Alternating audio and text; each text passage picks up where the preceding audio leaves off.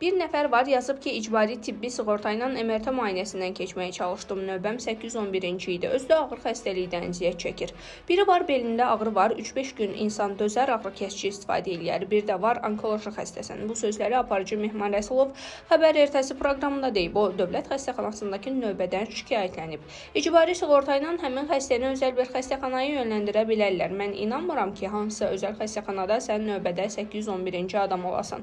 Adam səhər 5-də bir sayılı kliniki tibbi mərkəzdə icbari tibbi sığortadan yararlanıb, amma onkoloji xəstə üçün 811-ci növbə nə deməkdir? 811 diviziya nömrəsidir. Allah heç kimi 811-ci növbədə etməsin. Bizim əhalimizin sayı 50 milyon deyil. Onkoloji xəstənin saniyəsi qızıldır. Aparıcı Aytən Səfərova isə məsələ ilə bağlı bunları deyib. Hər özəl klinikada da MRT aparatı yoxdur. İcbari tibbi sığortadan kifayət qədər yararlanan insanlar var. Yararlanan insanlar səsini çıxarmır, gedib işi ilə məşğul olur.